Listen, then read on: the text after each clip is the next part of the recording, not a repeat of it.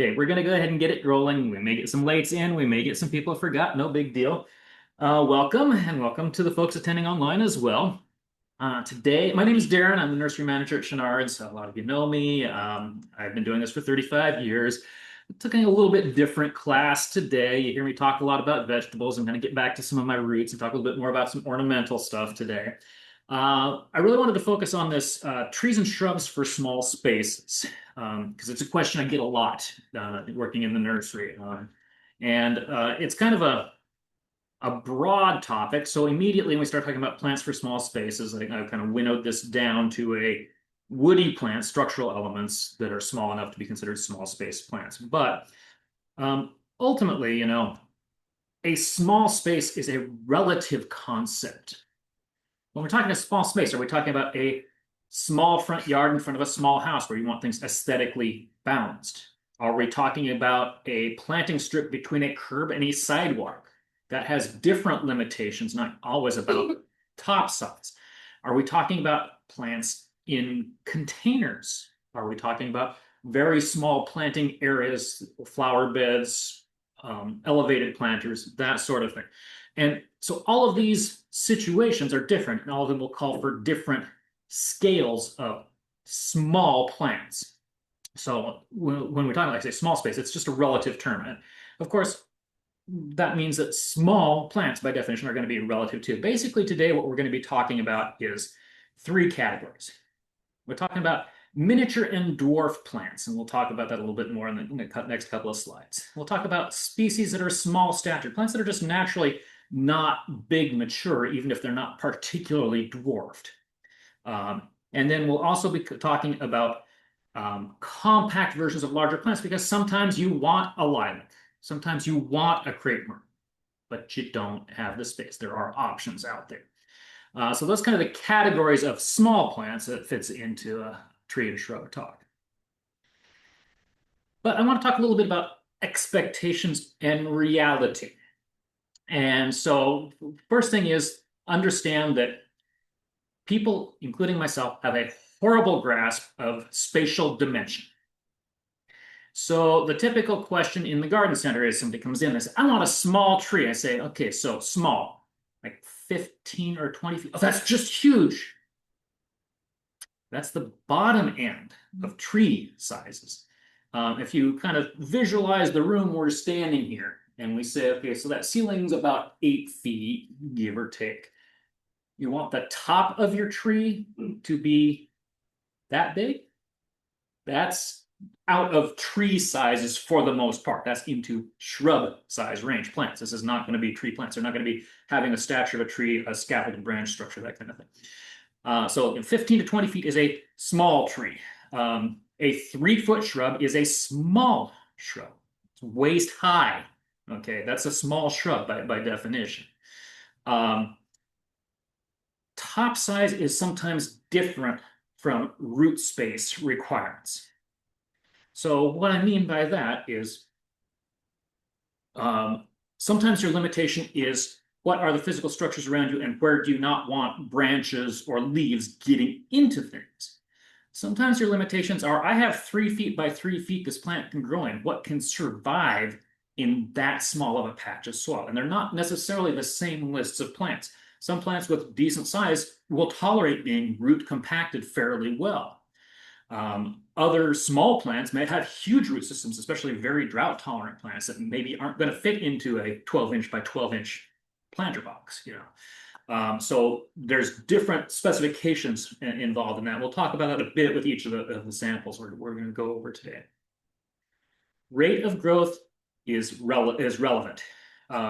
So when you talk about a really small plant, you say, I want something that's going to get 2 feet and stop. Well, most plants that are going to get that big grow really, really slow. That's why they stay so small. For the most part, woody plants never really stop growing. They hit an effective mature size and often slow down, but they don't stop. So they do get big beyond their specifications. But if you're looking for something that really stays 2 feet, the fact that that slow rate of growth is going to mean, first of all, that you need to get something that's big enough to have some presence now, or you're waiting forever for it to make any difference in your landscape, or you're going to be on a very, very slow time frame. And economics play a part. So if you're talking about a shrub that matures at 2 feet, say, I want one that's 2 feet now. Well, that is a 15 to 20-year-old plant. That's going to be hundreds or possibly thousands of dollars. There's a huge amount of investment in that plant from the grower standpoint, and there's not going to be a lot of them on the marketplace because nurseries do not hold plants that long. It's not a viable economic model. So the really slow, really small stuff is limited in availability at any size, and for the most part, you're going to be starting small and letting it size on. There are exceptions. There are some small plants that grow faster, but they are definitely exceptions. The rule is if it's going to be very small, it's going to be very slow. So what is realistic? We talk about a small shrub, we say 2 foot maturity. Well, what does that really mean? I just told you they keep growing. Well, what would usually mean in the trade, whether you're looking online at retail nurseries or stopping in at retail nurseries locally, general rule of thumb is we use a 10-year mature size for shrubs and a 15-year mature size for trees. Those are realistic numbers in a residential landscape. People buy and sell homes. People move. People change their minds, change their landscape, change their needs. Beyond that, anything is cake. So if you're really talking about what is your window, we're talking about 10 to 15 years. If you are growing Japanese maples in a pot, your time frame is probably a bit shorter than that because, again, the root limitations. You may not be able, without lifting them out and root pruning them or taking other substantial steps to change that, you may not be able to keep them for 15 years in a pot. So have a realistic time frame in mind of what really matters to you. Do you really care what it looks like 50 years from now? Is that really relevant in your worldview? If so, then that's fine, but make that decision understanding these plant sizes so that they don't necessarily match those time frames. Sometimes you want just the plant and you want it to get there to a reasonable time frame, but it's ultimately going to be bigger than your site. Understand that a good number of plants can be pruned, either pruned young while they're developing or pruned even as they're maturing, to maintain size that is smaller than their nominal mature size. Some don't prune well, some do. So there's some variance there. If you are making that decision to get a plant that is a little oversized to prune, just bear in mind 15 years from now, you're still going to want to prune this. You may change your mind and take it out, and there's nothing wrong with that decision. If it was functional for the time frame you were working in, that was the point. So lots of things to consider when you're talking about the expectations of small plants, trees and shrubs in small spaces. So those are kind of the caveats and overviews. Let's talk a little bit about plants. Small shrubs, we're going to break down into basically 4 groups, right? Miniature plants. So this is like model railroad stuff, 1/4 inch a year to maybe 1/2 inch a year of growth rate. Mature size, usually under 2 feet, often under 1 foot in a 10-year figure. There's not going to be a lot of those on the top today. They're very impractical from a typical landscaping point of view. There's a couple of them, but that's just way too slow for practical landscape application. Dwarf plants are much more common. These things might grow a 1/2 inch or 1 inch or 2 inches or 4 inches, depending on the type, per year to a mature size, usually between 2 and 3 feet in height. We're going to instantly, though, eliminate all the low and vigorously spreading stuff like ground cover junipers and such, because talking about small spaces, we're gonna try to keep it in bounds in all dimensions, not just in height, because there's a lot of plants that only get 1 foot or 1.5 feet tall, but get 6 feet or 7 feet across. That's not an uncommon thing in woody plants. They're still relatively slow growing, typically in this size range, but there definitely are exceptions. Small shrubs are plants that are larger than 3 feet, but still quite compact and suited for small spaces. So this is this 3 to 5 foot range, maybe 6 foot at the outside, prunable and well behaved. In other words, you don't have a 6 foot plant that needs 12 feet of root system. And so we'll cover a few of those as well. And then narrow plants, because sometimes your situation isn't height. Sometimes you have a limited horizontal profile. And there's a lot of plants that grow pretty well straight up and down and give you some options for some elements in your landscape that are narrow instead. Of course, when we talk about dwarf and miniature shrubs, the terms we use in that are actually coming from the conifers, the conifer collectors. And there's hundreds and hundreds and hundreds. If you look through some of the specialties, Larry Stanley or Isley Nursery, some of those guys, they put together these huge catalogs of nothing but technical dwarf or compact plants, hundreds and hundreds of varieties. We'll go over a few of them here and just understand that there are lots of them out there. If you don't see the one that exactly fits your aesthetic, there's probably something out there you can acquire if you're willing to chase for a little bit. Pretty much all conifers have dwarf or miniature members. Okay, Douglas fir. There are dwarf Douglas fir. There giant sequoias. There's dwarf giant sequoias.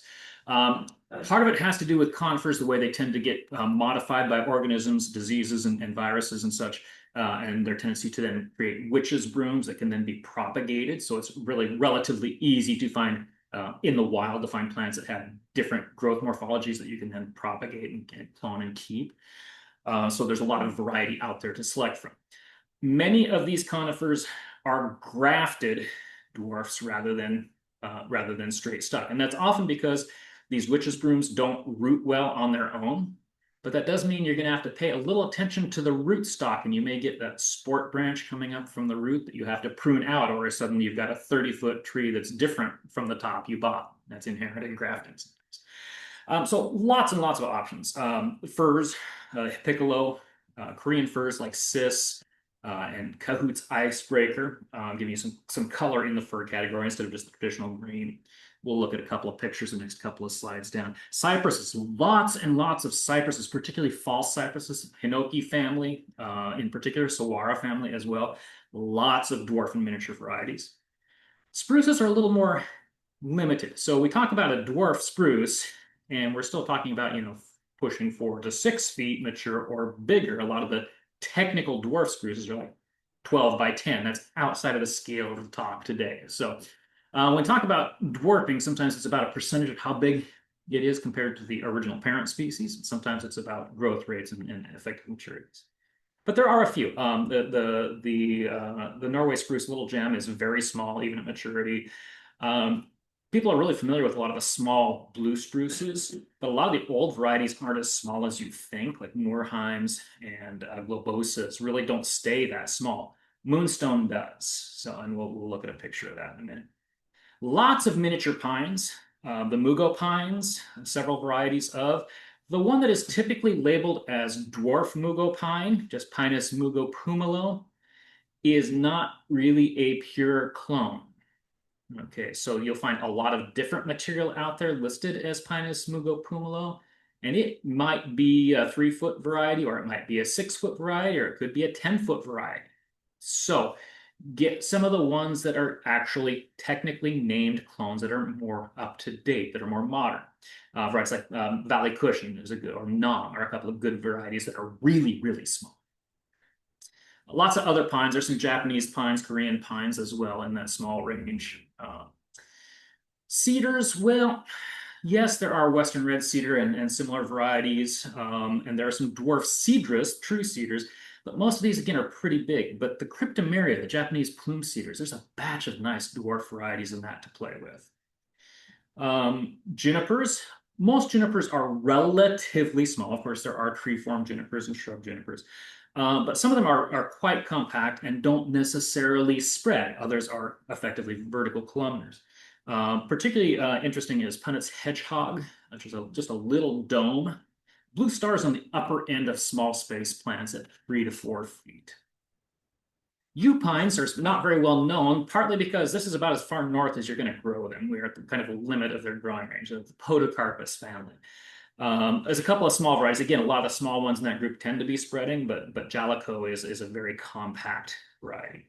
Arborvitae, again, red cedar family. Most of them are narrow, but some of them are quite dwarfed and quite suitable for long-term growing in containers or even very small raised beds. Primo is a particularly good variety, decent growth rate, but still very, very dwarfed. And then hemlocks, both western and eastern hemlocks. A couple of selections I listed specifically from the eastern. Cole's prostrate, which is kind of spreading by small plant standards, but can be easily kept to about 3 to 4 feet across and very short. If it's not staked up, it's usually about a foot tall. Jetalo is a more mound shaped, usually about 3 feet by 3 feet. Some pictures of some of these. Balsam fir, piccolo, the smallest balsam fir we've seen so far. That picture is from Oregon State University. That plant is probably around 12 inches tall, about 18 inches across. And that's 10-year range roughly. Hinoki cypress, habari. We like habari because it's very compact and because it preserves a very unique characteristic. It's very irregular armature coming out all over the place. Do be aware that habari sets a lot of flowers, a lot of pollen, right? A lot of male flowers. And so what happens is that they're all congested on the stems and they flower and they see these huge masses of yellow pollen, and then those spots turn brown. So you want to prune those out for aesthetic reasons after the pollen has spread, just because otherwise they're a big brown spot that's persistent on the plant for long periods of time. Quite a small plant. Habari, I mean, 3 feet is a big one. And as you can see, relatively narrow, but super irregular. So it's a little hard to predict exactly how they're going to shape. I mentioned a minute ago the moonstone spruce, and this is a very low blue spruce, so a mature size is around 2, maybe 2.5 tall, maybe 3.5 across. It's available like this. You can also find sometimes these specialty, especially these really flat or very rounded conifers, grafted up on an interstem, so they got this little patio tree, this little lollipop look. That's not going to get them usually up into tree sizes. They don't usually graft them up 4 or 5 feet to have something up here, but that does get them off the ground, giving you another dimension to your landscape, where you can put smaller plants or ground covers under them and still have the very compact conifer in the planting. Korean pine. These 3 photos are all from Isley Nursery specifically. Blue ball Korean pine, roughly 3 feet mature, can eventually get a little bigger, of course. That bicolor silvery blue on green is a very prominent appearance. You can see the new growth candles sticking out in this picture. For my money, the mugo pines just get oversold and oversold and oversold, but there are exceptions. There are several, including this larhide, that are green in the summer, but as the winter cold develops, the needles turn bright yellow. There's a batch of pines that do this, but the mugos has some of the smallest pines that do this. Larhide's mature size is roughly, again, around 3 feet tall, maybe 4 feet across at true maturity. Mentioned the cryptomerias, the Japanese plume cedars. Tansu is neat because of its kind of pagoda-like structure. It's a bit irregular in shape. Sometimes photos just don't do a plant justice. So I brought in a sample because in the photo that looks like a relatively amorphous blob. But when you actually see one, it's got quite a distinctive armature. And so layers develop out and creating a very interesting textural plant. So biggest tansu I've seen at 20 plus years was about 4 feet. They can get that big over long periods of time, but the 10-year factor is under 3 feet. I mentioned the hemlocks a moment ago. Jetalo, I mentioned, is a relatively dome or mounded shape. So it's got some layering to it, but it's effectively a mopping shape. It's about 2 to 3 feet tall, about 2 to 3 wide, usually just a little wider than tall. You can see the new growth tips are a little bright color. Otherwise, it's a very dark green. Now, one of the reasons I want to include that one specifically is, unlike so many of the conifers, hemlocks will tolerate shade. And finding small plants for small spaces sometimes means they're going to be under cover or out of the direct sunlight too. So having some options in that is very valuable. The yew pine, the Jalico, an off green to bronzy green in the summer, turns a fairly deep plum in the winter on a plant that's, again, under 3 feet and rounded. There's some other great alpine yew pines, Podocarpus alpinus, but a lot of them tend, like blue gem, tends to be pretty darn horizontal. So it takes up a fair amount of footprint, even though it's not very tall. And the other picture in the top right there, Primo arborvitae. Great little plant.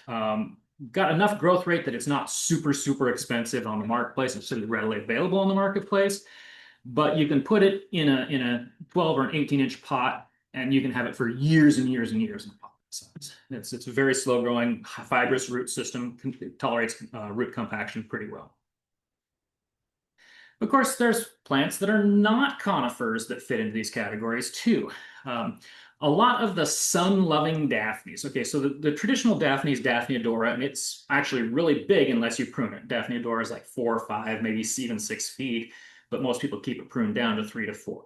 But a lot of the smaller leaf sun-loving Daphnes are naturally smaller. Particularly of note, Lawrence Crocker and Wilhelm Schott. The two are relatively similar looking plants. The Lawrence Crocker is very flat and low to the ground, where Wilhelm Schott is more rounded.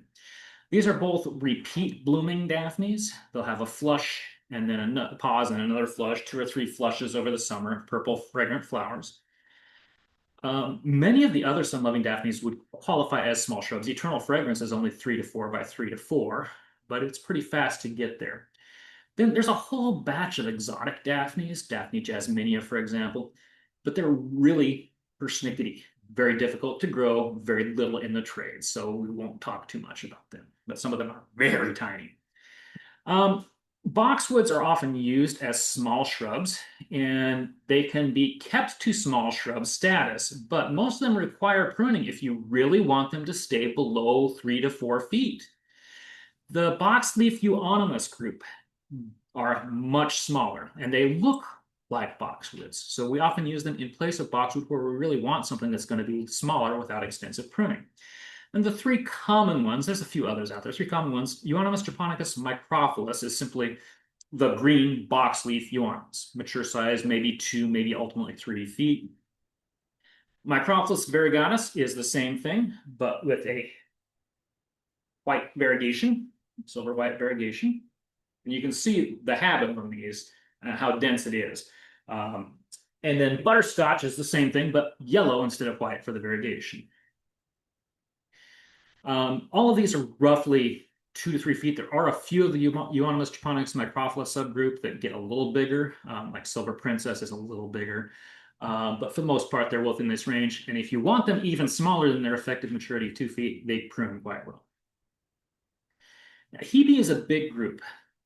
Problem with Hebes is there's only a handful of them that are really reliably hardy here.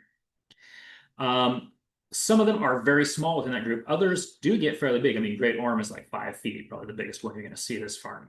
But the small varieties, there's plenty of them around. McKean is fun because it looks like a little miniature boxwood, or like a little, even a smaller version of the boxleaf euonymus. Little tiny, bright green leaves on a plant that's probably 18 inches tall, mature.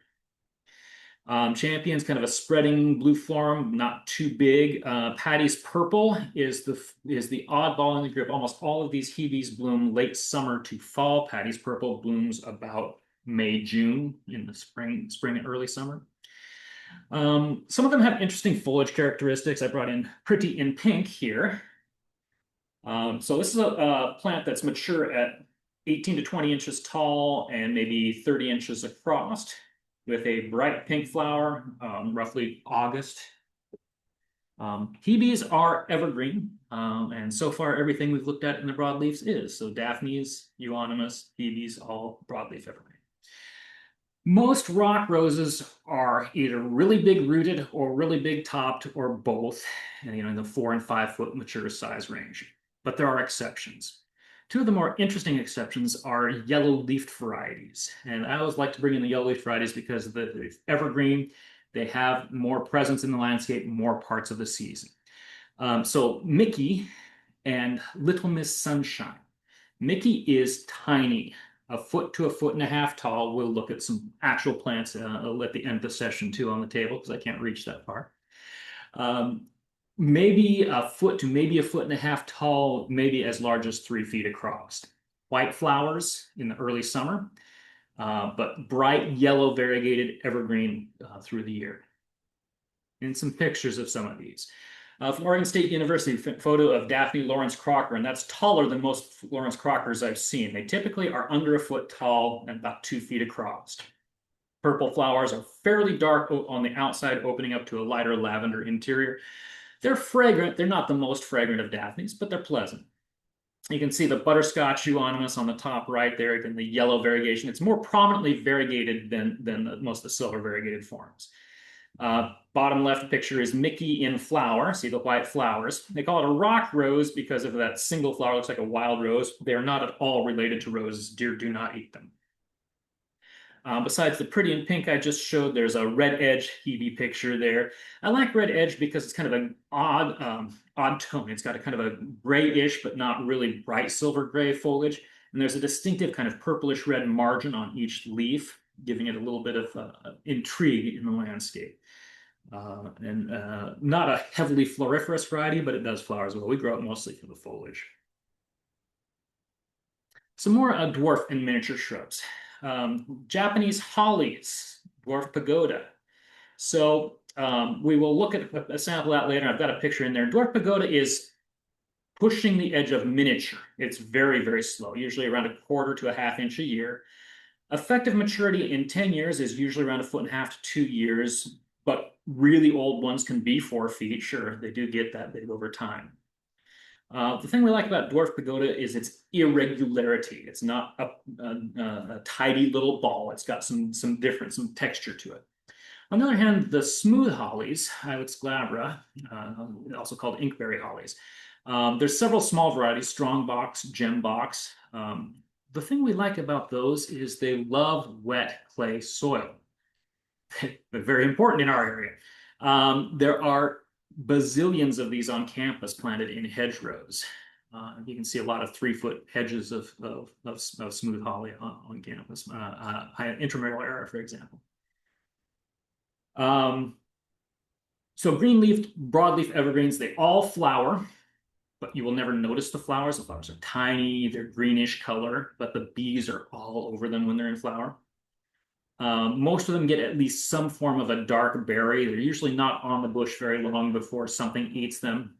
Birds are very, very prone to holly berries. Do not tend to be as aggressively invasive as red-berried hollies. They don't tend to get spread around far and wide by the birds like some of the other hollies. Heavenly bamboo or nandina. Most of even the small varieties are pushing the edges of small space. 4-foot, 5-foot varieties are really, really common. There are a couple that stay under 3.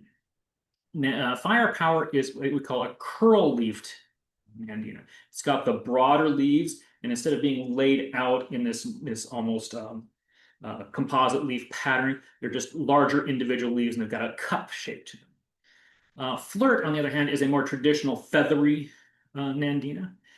What I like about flirt, besides its size, is its really, really dark purple foliage. Kind of an interesting plant. It's a relatively new variety, so sometimes have a little trouble getting a hold of them in any volumes.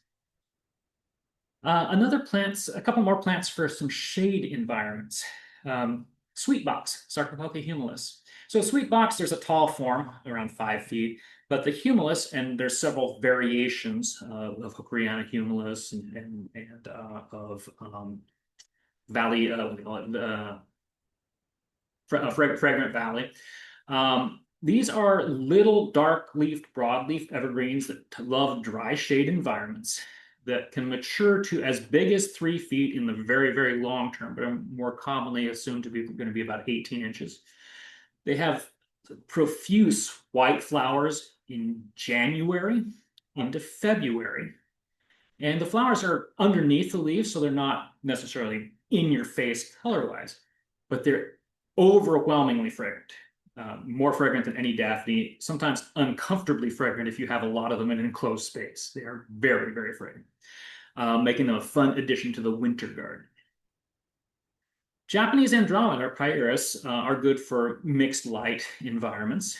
Most of even the dwarf forms are 3 to 4 feet, but Pygmaea is about 18 inches. The leaves are so small it doesn't even look like an Andromeda. It's just a little miniature thing. The trade-off to that is, again, it's a pretty darn slow-growing variety, so it takes some serious time to get them up to any impacted landscape. And then the rhodie group, there's a batch of dwarf rhodies out there. I just hit a couple here for discussion. Rhododendron impeditum, an old species rhodie, has little tiny leaves, dark purple flowers, and in 15 years might reach 18 to 24 inches. It's just a little tiny thing. Very not sun tolerant. It's definitely more of that mixed shade. It will not take a hot sun environment at all. Ginny G is a broader leafed, but still relatively small leafed. It looks more azalea-y than rhododendron-y, but it's not as small as a leaf as impeditum or like some of the small leafed daphnes. And a little more adaptable to sites. And then a lot of small azaleas. And of course, all azaleas are rhododendrons, but not all rhododendrons are azaleas.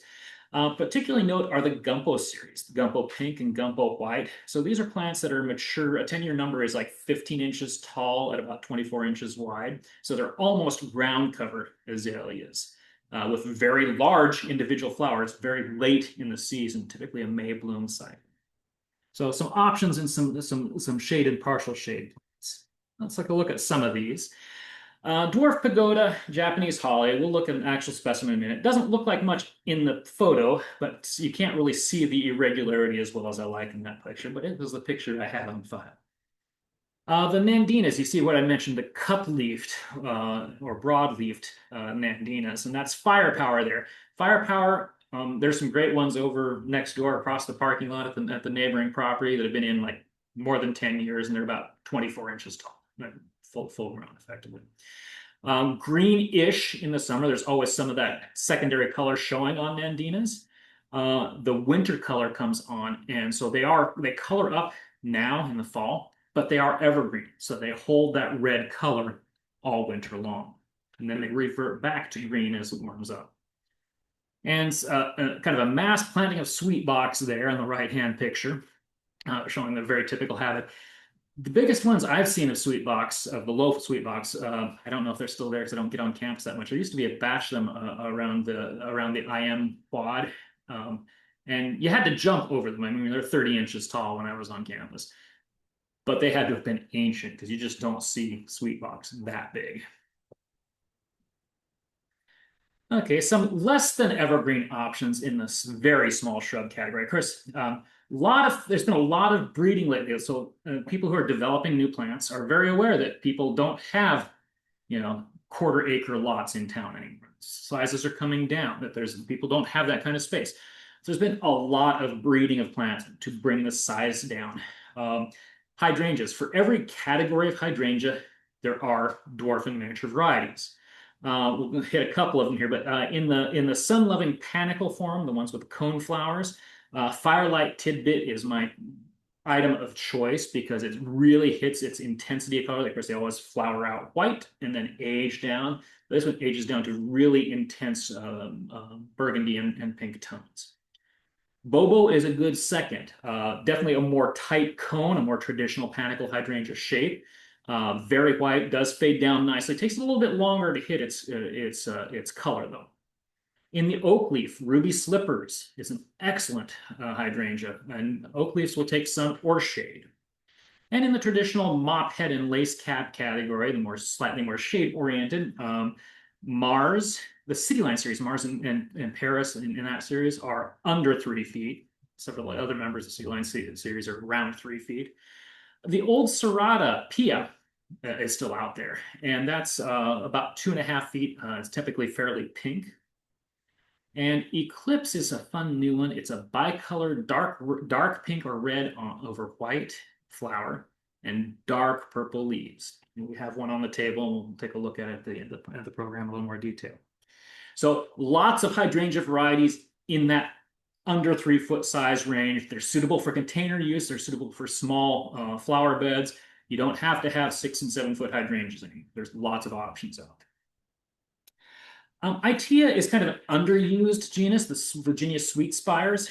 And the traditional ones that we used to see 20 and 30 years ago in the industry were like 6 to 7 feet. Henry's garnet would be a classic example of that. Nice enough plants, but honestly, that's a lot of real estate to give up. So they've been heavily breeding down to smaller varieties. Scentlandia is around 3 feet mature. And Fizzy Wizzy is even a little smaller, probably closer to 2 feet mature. So Iteas have a kind of a goosenecky cluster or spike of white flowers in the summer. And they are technically deciduous, but they hold leaf really late. So leaves are green through the summer. They have the white flowers. So we get into fall, they turn very deep burgundies down to even mahogany tones. And then they hold those leaves really late into the winter, but they usually do drop at least most of them at some point, like December, January. So not quite evergreen, but persistent in leaf with some fall color. Super hardy and another plant that loves wet clay soil. Butterfly bush, Buddleia. These are all the sterile varieties now, so they can't escape. They don't have viable seed. That's a critical thing. That's the legal requirement for selling them in Oregon at all. Most of them, even in the new group, none of these new seedless varieties are like the old David I Black Knights that were like 12 feet. None of them. Most of them around 7 or 8. But they've got a batch of dwarf varieties out now. Pink microchip just is a lousy plant. It just is really weak. Purple haze is a great plant. Nice purple blue flower, persistent in the late part of the summer, continuing to bloom into the fall if it gets spent flowers cut back. Plant with a mature size between 2 and 3 feet high and between 3 and 4 feet wide. Buddleias are semi-evergreen to deciduous. We have a mild winter, they'll keep leaf. We normally consider them deciduous here. They actually like being pruned back anyway, so it's not necessarily something you would necessarily want to have evergreen. Spirea. So old-fashioned shrubs. Colder climates, they use these where they can't really have much in the way of evergreen hedges. They use spireas as deciduous hedges because they're dense and you prune them to shape and they really tolerate pruning well. So spirea is a huge group of plants. And a lot of them are 6 and 7 feet, and there's a lot of 4 and 5 foot varieties, but there are a few nice dwarfs. Magic carpet's been around for a while. Magic carpet is usually around 2 feet tall, around 3 feet wide. New growth emerges a very dark purple or purple and orange blends, ages back to kind of a green and yellow blend. And the flowers are this intense cerise pink. And so that shows up really strongly against that foliage. One of the neat things about all forms of spirea is they flower out typically in the late spring to early summer, and then they'll brown off those flowers. Just go and shear those flowers off, and they'll push a new spurt of growth and flower again. And they can get 2 or 3 spurts of flowers over the summer in the Pacific Northwest. Super hardy, tolerant of anything except substantial shade. They'll tolerate full sun, partial shade. They'll tolerate wet soil. They'll tolerate drought. They're deer tolerant. Very underutilized group of plants. And let's look at some of these in pictures. There's a Scentlandia sweet spire there, with beginning to turn to its fall color. I should have got a picture of them in flower, and I have not remembered to take pictures. There's a lot going on that time of year. The whole plants by now are about that color of that tip growth, that very deep burgundies. Purple haze buddleia on the right, the butterfly bush. Magic carpet spirea, you can see those bright pink flowers against that chartreuse yellow foliage, making a really strong impact in the landscape. And because you can cut them back and reflower them, it's present for a long time in the landscape. Some more deciduous options. Barberries. Now, in the old days, with our old selections of barberries, 30 years ago when I got into this, we had like crimson pygmy. And yeah, it's technically a dwarf barberry, but really, if you talk about what its 20-year outlook is, it can be 4 or 5 feet. It's not that small. Of course, it's prunable. They've been bringing them down in size a bit, and they've also been introducing some differences in color. Some of the new ones are fairly seedless, and all the new ones are pretty resistant to some of the diseases. Not really a big problem in the Pacific Northwest, a big problem in the Midwest. So Concord is a very compact and dense, dark purple leafed variety. So it replaces crimson pygmy in most applications, but it's about 2 feet full grown, so it's very small. Sunjoy citrus is the same thing, in intense yellow. And lime glow is a new favorite of mine, although it's getting a little bigger. We're pushing 3 feet or just above 3 feet. It's a streaked variegate. So it's green leaf with some yellow streaking for variegation. And then as the fall color develops, it maintains that streaked character. So you've got kind of a darker burgundy leaf with some bright pink striping through it. So fairly intense colors at different times of the year. All barberries do flower to one extent or another. Flowers are usually orangey to yellowy. They are pollinator attracting. They're very, very thorny. There are no thornless barberries, so it's something you have to put up with. But that does, between the thorns and the extreme bitterness of the plant, makes them unpalatable. Nothing eats them. So very, very durable plants in the landscape and very, very hard. If you remember, oh, it must have been getting close to 20 years ago, there was this fad, aronia berry juice, right? Aronia, so it was usually mixed with cranberry juice or mixed with blueberry juice or mixed with other juices. It's high antioxidant thing. Okay, so it's an American group of shrubs that produce berries. Well, that came and went, but they're still really viable landscape plants. Nobody eats aronia berries because they taste very lousy if you just pick them off the bush and eat them. That's why they combine them with other berries, and lots of sugar in most cases. But they're attractive plants. They're attractive berries. They're good wildlife plants. They're good pollinator plants. Most aronias are fairly big, 6 feet plus.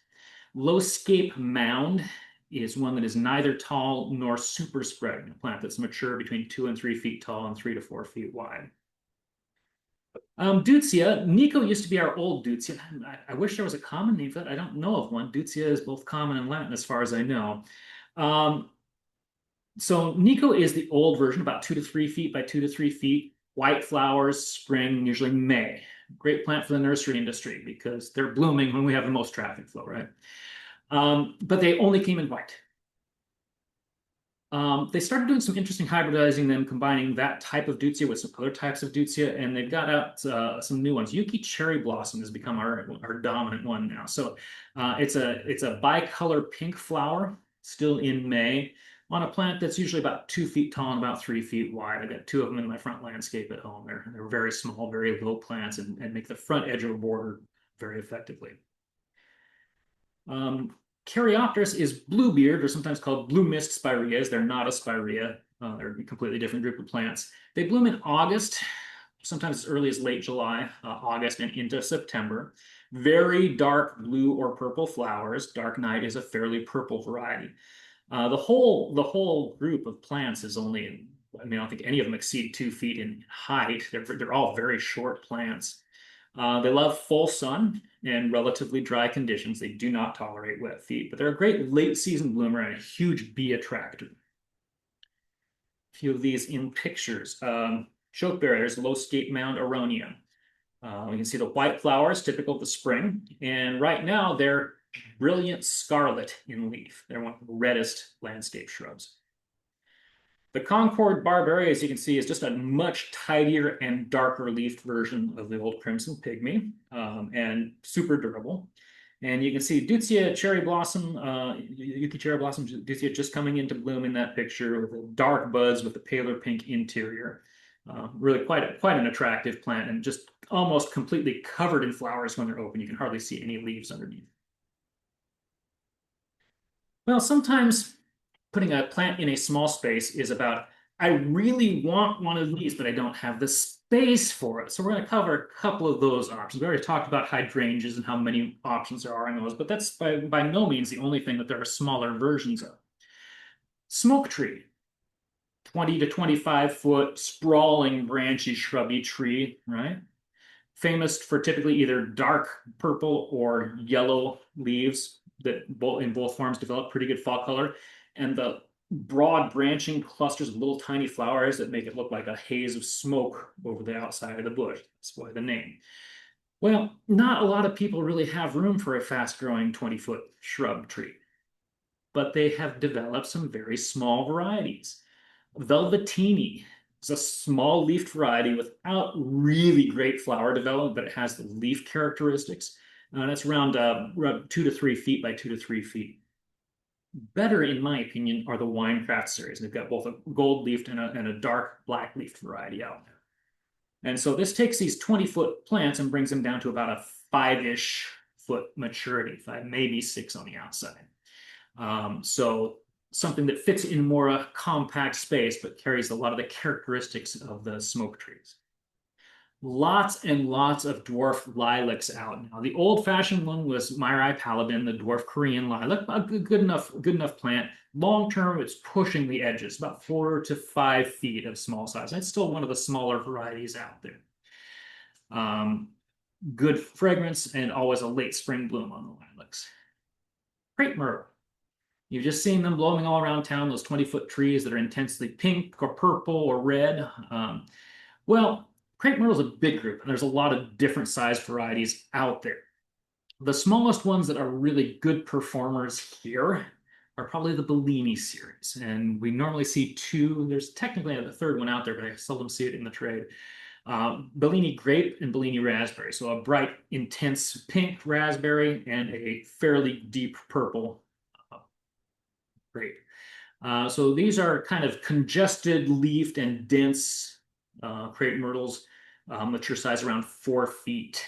So very small.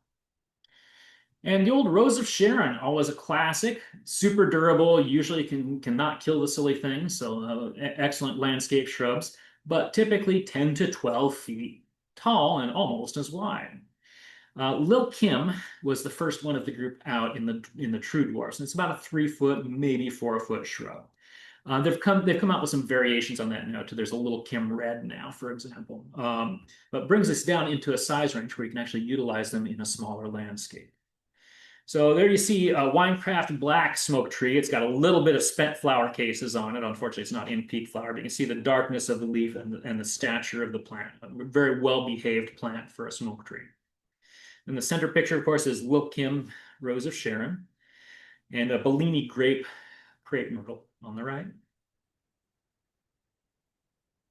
I mentioned at the outset that sometimes that isn't about space of roots or height. It's about how much space can you encroach on. So here's some really, really narrow shrubs to work in some very tight spaces. And narrow is, again, a relative term. Again, another Japanese holly, smoothleaf holly, sky pencil. Given 15 years, sky pencil is probably around 9 feet tall and a foot wide, literally just straight up and down pillar. On the other hand, Rose of Sharon purple pillar, Hibiscus ricus purple pillar, is more of a broad cylinder. Yes, it's upright, but it's not truly fastigiate. It's got some girth to it. So purple pillar will reach probably around 6 or 7 feet in height, but only roughly 3 feet across. Barberries, there's again several columnar varieties. Hellman's pillar has been around for a long time. It's a classic dark leaf variety, but it's on the upper size range. Orange Rocket and Golden Rocket are both smaller, both in terms of overall height, but also in terms of spread. Despite the rocket-y name, they are competing ascending branches, so they do have some spread, and they are slightly irregular. They're not going to be a perfect column. Same thing with another euonymus for a broadleaf evergreen in that category. Euonymus japonica green spire. Green spire euonymus has a mature size between 4 and 6 feet high and usually about 3 feet across mature. So narrow, but not truly columnar. There's a purple pillar Rose of Sharon in flower, and you can see how vertical those branches are compared to traditional Rose of Sharon. There's a very, very full-grown sky pencil. That one's probably pushing 10 feet, but I have no idea how old that particular one is. And as I mentioned on the Golden Rocket Barberry, they're not so narrow as all that, but they are upright and they don't have a lot of spread. You can fit them into tighter spaces. Some more narrow shrubs, conifers, and some more deciduous flowering stuff. Juniper. There's a whole batch of narrow upright junipers, but most of them are like 15 feet tall.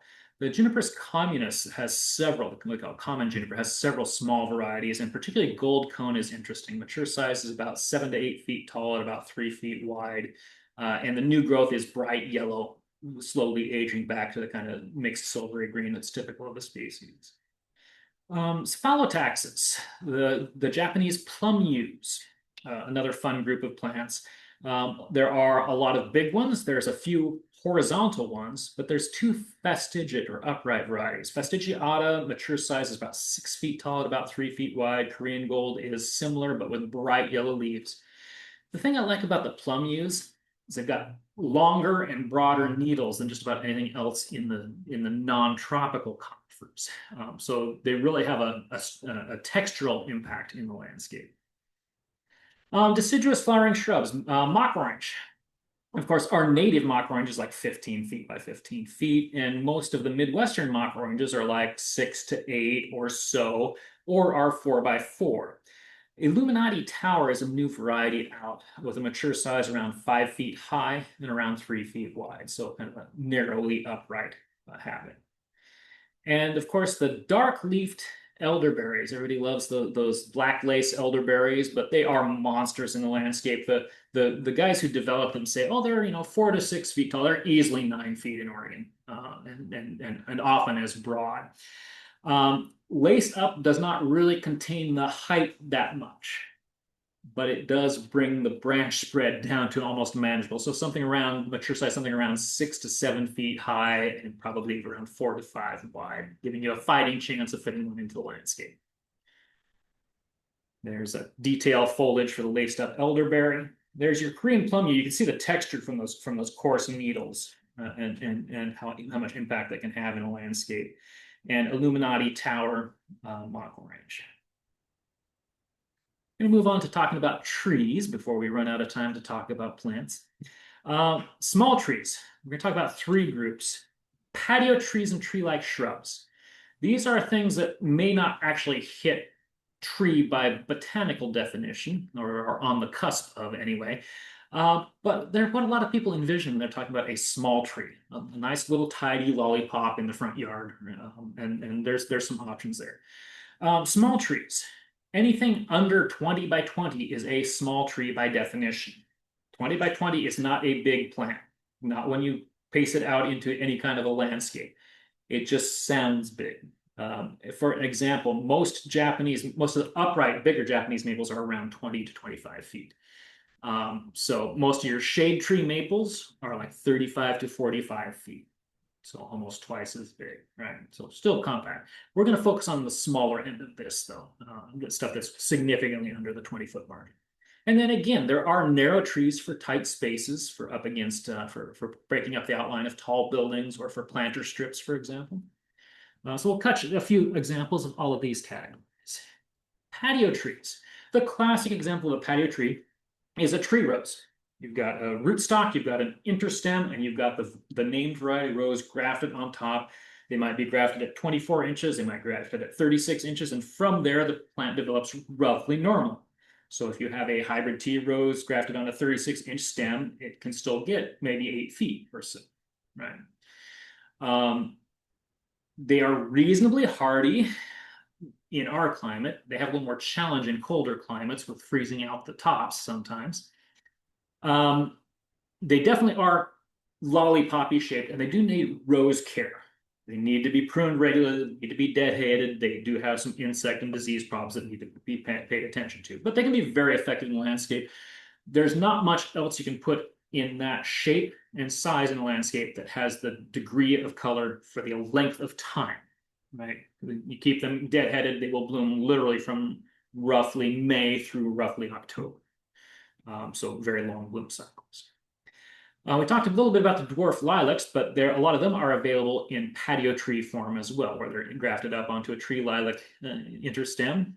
And the classic Korean lilac is done that way, but also some of the new repeat bloomers are worth considering, like the Bloomerang series. They're a little bit bigger, so figuring mature size on those on the ungrafted form is around 6 feet, maybe.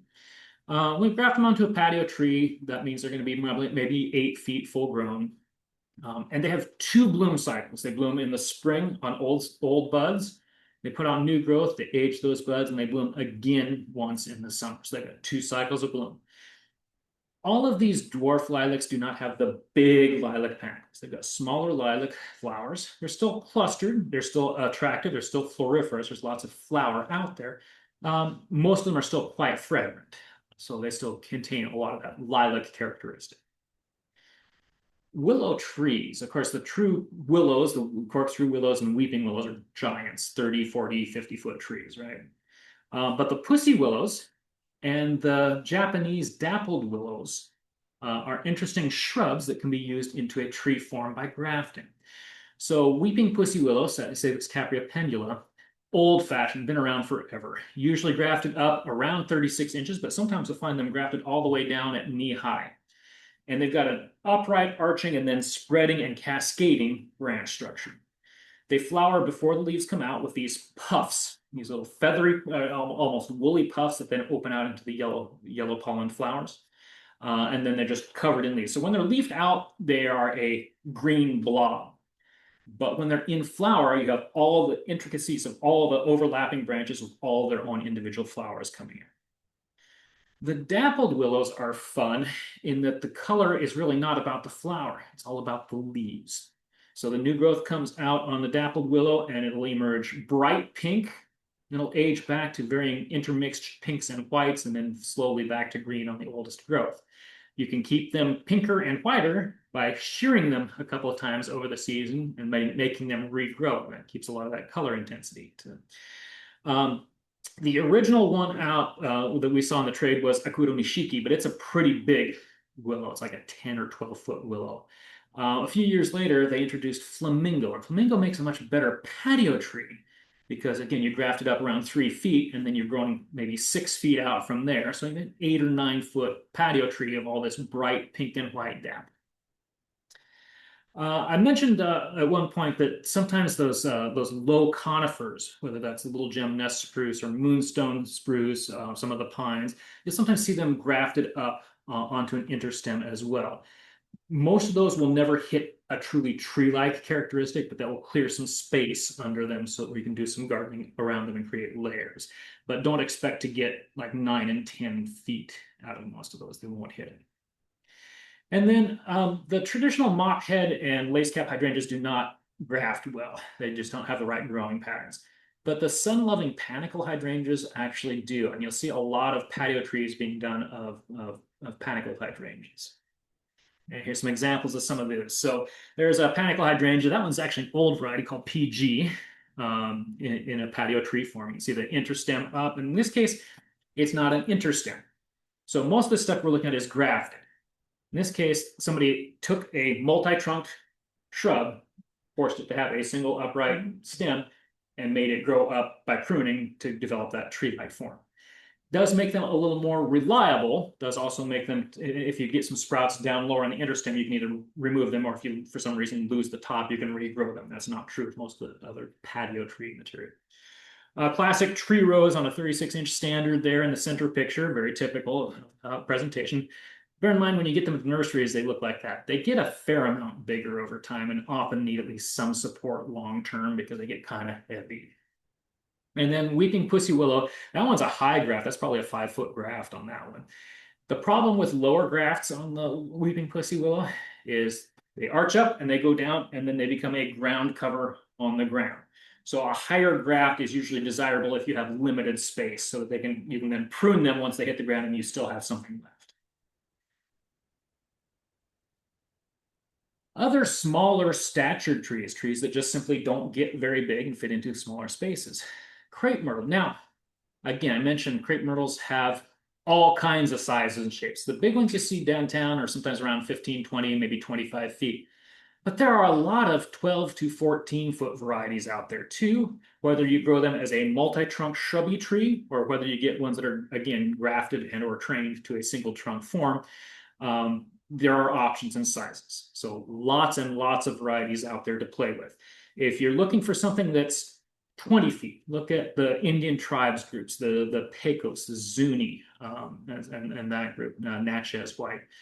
If you really want to be tree-sized, but on the bottom end, you're tree-sized 12-ish, 14-ish feet, look at the Magic series. Twilight Magic, there's a Red Magic. Many of them have dark leaves as well. And there's a range of colors out there. There's a purple, there's a white, there's several shades of pink and red. Most of those are in a smaller scale. We talked about the little guys, the leanies. There's some in-betweeners out there too. My problem has been a lot of the ones we see coming up in that 6 and 7 foot range, coming up out of California nurseries, just don't do that well here. We have mildew problems here that they don't necessarily have to fight as much in California. And we have a much shorter hot season. This is what limits crepe myrtles. They're hardy enough to grow in a lot of places, but if you don't have a long summer heat, they don't flower at all. And so some of these varieties just aren't particularly well adapted to our cooler summers. So bear in mind, buy from local nurseries who know what they're doing because there's a lot of crepe myrtles out there in the marketplace that don't do that well here. Here's a couple of plants that nobody really seems to know, even though they've been around for a while. Heptacodium, or seven suns tree, and its cousin, clerodendron, or glory bower tree. Now, I love clerodendrons, but they have some issues. So clerodendron's got a big kind of heart-shaped leaf. When it's bruised, it smells like peanut butter. The flowers smell like honeysuckle when you're late summer and into fall. And then after the flowers finish up, you get these bright fuchsia calyces, hips with these little dark purple berries inside. So multi-season interest, great plant. But it is 20 to 25 feet and it suckers prolifically. So you plant one and suddenly you have this mass taking up 30 or 40 feet of space. So if you're willing to police them, they barely stretch into the small tree category. Seven Suns is a cousin. It's got a white, lightly fragrant flower in the same season, August and September. I've got one in the ground at home that I've been trying to make it exceed 15 feet, and it won't. It's usually 12 to 15 feet, even in a single trunk form mature. Peeling bark. It's a coarse peeling bark, which some people find attractive and some people find shabby. But it's interesting to have some different seasonal interest on a deciduous tree. Big kind of sickly shaped leaves instead of heart shaped leaves. And it does set the calyces that are bright purple fuchsia after the flowers, but it doesn't typically have the dark berry inside, so not quite as dramatic, but they're still quite significant in the landscape.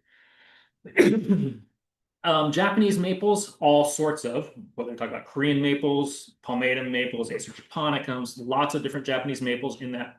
Even the big ones are usually a 25-foot, but there's a whole batch of them in a wide variety of sizes. We'll hit on a couple here real quick.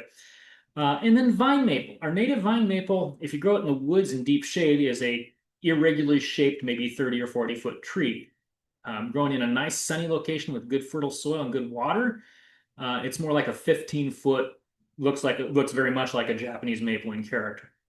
And there are many dwarf varieties and smaller varieties of all of these species, including the native vine maple out there. So lots of options for some variance in size. And then lastly, magnolias. Magnolias, they've been breeding extensively for small stature in the last few years, and there's a batch of fun varieties out there. Okay, so the top left picture there, that's a Seven Suns, and so all that you see fuchsia is hips. And 3 weeks before this picture, all that was fuchsia was white flowers. Most commonly seen as a large multi-trunk shrubby tree, but you will find them out in the trade offered as a single trunk tree, and they maintain that unlike crepe myrtles, they maintain that single trunk habit without much pruning to maintain. Very easy to keep them under control. Indian tribes crepe myrtle pecos, good mildew resistance, roughly a 20-foot shrubby tree or single trunk tree here, depending on how it's trained. Like I said, lots of color options out there for those. Some Japanese maple, Acer palmatum shana, maybe 6 or 7 feet by maybe about the same spread, full grown. Not a weeping lace leaf. There's lots of those out there, but an actual upright maple with purple leaves. The full moon maples, the Acer japonicums, and there's a whole batch of those out there now. The bigger ones are maybe 15 by 15. There's a lot of them in that 10 to 12 or maybe even as small as 8-foot range. They're interesting because they have a much bigger, bolder, coarser leaf. And they develop a little bit more of a layered habit than a lot of the palmatum maples do. And then the fall colors are just intense on the japonicums. And then one of the dwarf vine maples, Pacific Fire. Mature size is probably around 8 to 10 feet. They're very slow to get there. The foliage is kind of chartreusey and it gets a very nice yellow in the fall, but it has the same color and the stems as the coral bark Japanese maples. So kind of an intense reddish orange stems through the winter after the leaves drop. Some magnolias. So breeding programs out there, lots of them out there. You can play around with some of the varieties out there. I mean, I love Jury's Felix. We're talking about a purple magnolia with flowers, 2 hand-sized flowers, massive flowers. I've not found Felix to be the easiest one to get, nor necessarily the easiest one to grow. Jeannie is an excellent variety. It's a compromise. It's still a saucer magnolia, good sized flowers to it. Flowers before the leaves come out. Has a very traditionally tree-like habit. You sometimes see them available multi-trunked as well, with a mature size of usually around 12 to 15 feet and only about 10 wide. So a nice small magnolia tree. The star magnolias are more traditionally shrubs. You see them grown out to maybe a 12 or 15 by 12 or 15. It's really easy if you start one young to control the branching pattern and keep them narrower and make them more of a tree rather than a dense branched all the way to the ground shrub. And that's what you see there on Royal Star. Royal Star is probably the biggest of the true star magnolias. There are also a batch of star-flowered magnolias like Leonard Messel and Cobus that are actually tree size, 30, 40, 50 feet. The southern magnolias, the big evergreen leaf magnolias, are stunning, but most of them are big. If you see the ones downtown Albany, you know what I mean. 50 feet is not uncommon. There are a lot of dwarf varieties out there. The smallest I've found so far is teddy bear. And teddy bear is approximately 12 feet tall and about 10 feet wide. Still has full-size leaves or slightly smaller full-size leaves and full-size white flowers, very fragrant in the summer. Some more smaller stature trees. Windmill palm. You got little space for a tree? Well, why don't you put in a tree that takes up little space on the roots and on the top? No, it's not necessarily a traditional Northwest motif. Zelkovas. Nobody seems to know what a Zelkova is. It's kind of related to the elms and hornbeams group. You see a lot of Zelkovas being used in commercial and non-residential landscapes because they're super tough, super durable, hugely reliable plants. There are some very small varieties that have been brought out for small space work. The flowering fruit trees. There are crab apples, there are flowering pears, there are flowering cherries that are smaller than the nominal 20 to 25 foot that's typical of these plants. I'll cover a couple of them here real quick. And then just recently, they've come out with a whole batch of smaller red buds, eastern red buds. So they have an interesting flower before the leaf on the heart-shaped leaves. And most of these have some interesting leaf color. That's one of the things they've been focusing on. So flowering pear, javelin. Javelin flowering pear might hit 20 feet tall, but it's only going to get about 6 feet wide. It's just a straight up and down tree. Leaf persistence late into the fall. Leaves are a pretty good deep red to burgundy for fall color. Flowers are white. They're one of the first things to flower. They flower before any of the apples or cherries. On the top right, windmill palm. That's a whole batch of windmill palms there. If you want a better look at the one across the parking lot here at the nursery. We've got one in the landscape. A tree that can be as big as maybe 15 feet tall. Will have a crown probably maybe 6 feet, maybe 7 feet across, but it only needs about a 6 by 6 footprint to grow a tree that size. They don't need a large root mass. And the center is one of the small Zelkovas. That one's City Sprite. There's also one called Wireless, which is broader and shorter.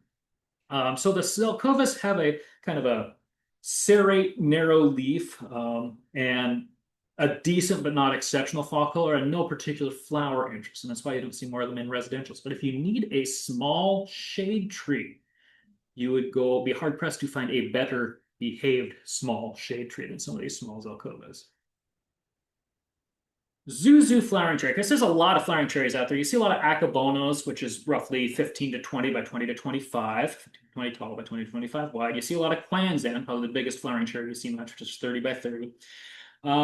There's some weeping forms. Most of the weepers have pros and cons to them, but they tend to end up looking more like a patio tree. If you're going to do a small space weeping flowering cherry, probably snow fountains is your best option. Zuzu is a miniature. If you see it top worked, where it's actually trained up or grafted, you might get maybe a 6 to 8 foot tree out of it. And if you grow it from the ground level, you'll be pushing to get 6 feet out of it. Intricate, traditional cherry flowers, very, very small leaves, and fairly dense branching structure. So a very miniature flowering cherry. A couple of red buds there. There's a whole batch of others out there, but here's a couple of interesting ones. Ruby Falls is a more compact weeping purple leafed variety. It's replacing some of the other weeping purple leafed varieties out there. So bright fuchsia flowers in the spring on bare branches.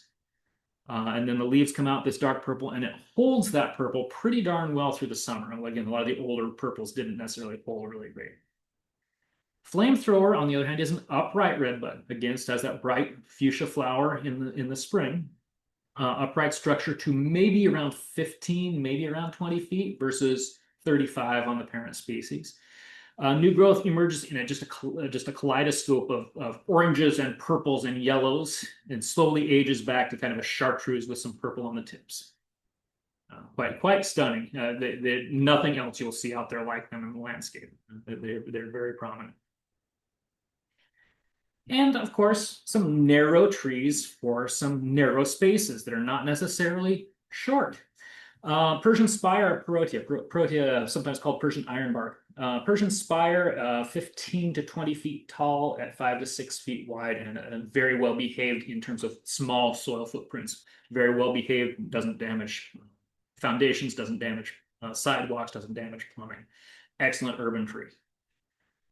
All ginkgos are relatively narrow, but they've been breeding them even narrower. Princeton Century is one of the tightest, with a mature size of about 25 feet tall, maybe 30 feet tall, with a spread of about 5 to 6 feet. Conifers, slender hinoki cypress, very old-fashioned bush, but it's got a great growth rate. Grows almost a foot a year, 15 feet tall, 4 to 5 feet wide, prunable beyond those limits. And it has a very irregular, delicate appearance. Very nice conifer to work with. Been around forever. Italian cypress is what a lot of people picture when they think of a columnar conifer. But Italian cypress is 3 to 4 feet a year to 60 feet tall. Fortunately, they've been breeding some smaller varieties. The first round of them were pretty darn slow, and that made them almost unmanageable in the trade. They just didn't have enough size fast enough to be useful. Totem is a new variety out that blends a very compact and narrow habit with a decent growth rate. And so you can see Totem Italian cypress there. Mature size, call it probably 15 by 3 at full grown, with a growth rate that's around a foot a year or so, so not too bad. And there's a slender hinoki cypress. You see the airiness that's characteristic of the species. You may have to prune when young to retain that. Sometimes they puff out a little bit on the base. You might need to do a little selective pruning. And the deciduous ginkgo Princeton Century, just beginning to hit its fall color in the picture. They're just beginning to show the slightest hints around town right now. So that really odd, irregular ginkgo leaf, male selection, so no fruit to mess with, which is a necessity if you're going to grow ginkgos. But you see what that habit is even at maturity. Very, very tight. And Persian spire Parotia is just beginning to hit some fall color. If you run around town right now, there's a few out in front of Gill on campus. That whole plaza, in fact, is planted with them in front of Gill. They should be pretty well into turning by now. We're starting to see, and the Parotia, the thing about their fall colors, they're witch hazel family, so every leaf will be a little different color. You'll have some kind of yellows, you'll have some oranges, you'll have some reds, you'll have some burgundies, all on the same tree at the same time. I've got some Persian spires for sale out there, but I've got a better looking ruby vase in the parking lot across the side of the parking lot if you want to see what they look like a little bit bigger. So that's what I had for small trees. And I just want to mention specifically that, of course, there's a lot more out there. I could only cover a little bit in a talk like this. We're going to spend a few minutes here looking at a few live samples. Turn it so that my online attendees can also see a bit. I'm going to start off with the one I had sitting up here. Okay, so we talk about columnar conifers, and of course, the old-fashioned columnar conifers were the yews. The problem with yews, the columnar yews, is they don't stay small; they just grow small. So, like old-fashioned Irish yews grow a few inches a year, but their mature size is 50 to 60 feet. Okay. This is Scandicii, and it's definitely a small herb variety. Now, 50 years, it's still going to get some size, but a 10-year number on this is only about 7 feet tall and about 2 feet wide. This is, as you can see, a yellow leaf variety. And worth noting, it is female. So the user separate sex, male and female. The cones can be a desirable thing because they're ornamental interest, but they are toxic. So you want to be aware of that with kids and pets. So we already talked a bit about the Euonymus and the Tansu. Let's look at a really, really small conifer. Okay, so this is a saguaro cypress, Coniferous piscifera, and this is Tsukumo. And growth, the thing we like about this one, looks like a little mound of little mossy mound right here. And there's a lot of cypresses that look like this, but a lot of cypresses that look like this grow about a quarter inch or a half an inch a year. This one grows 1 to 2 inches a year, but stops at about, or slows down dramatically at about 18 inches tall. So 10-year number, 1.5 foot tall, about 1.5 foot wide, or just a little bit broader. I love the texture on this one, and the super density, and just a classic dark green conifer. I mentioned earlier that I'm just not happy with pictures of dwarf pagoda. You can see why when looked in the photo, it just looked like just kind of an amorphous mass. But you can see the individual branch structure here. And they are incredibly variable, and you can prune to enhance that, or if you really want to, you can certainly prune them into a ball, but why? But you can see by the bright colored new growth versus the darker colored old growth, that's a year's growth. It takes them forever to attain any size. We talked a bit about Mickey. I had a picture up to show the flowers, but Mickey is a very intensely colored shrub. And being evergreen, that presence of that foliage year-round is quite dramatic.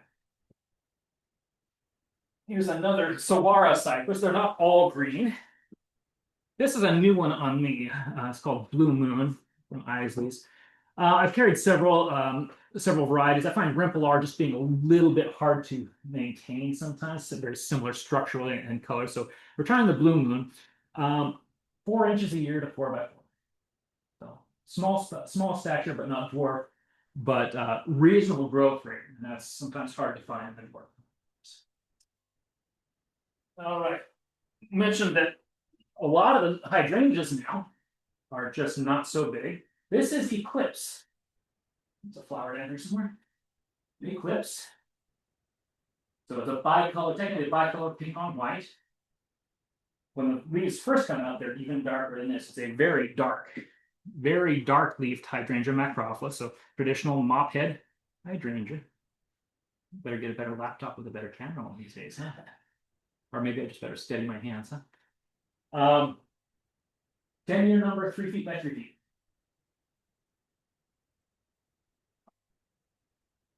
And of course, something else completely new in hydrangeas. This is Fairy Trail Bride. It's a cascading hydrangea designed for use in hanging baskets or containers.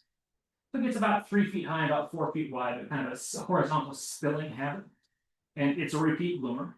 So they'll flower out, they'll fade, you cut them back, they'll push new growth and flower again, 2 to 3 flowering flushes over the course of the summer. Only available in white. We're talking about small space. Not only does it have an unusual habit, but it also fits well into containers. Its root system is well behaved. The trade-off with a lot of these hydrangeas and such in containers is they're already thirsty. You throw them in a pot, you are going to have to be on your watering game to make them look. So that's about as much as I could fit into my lecture time. I will take any questions anybody has here or any questions online.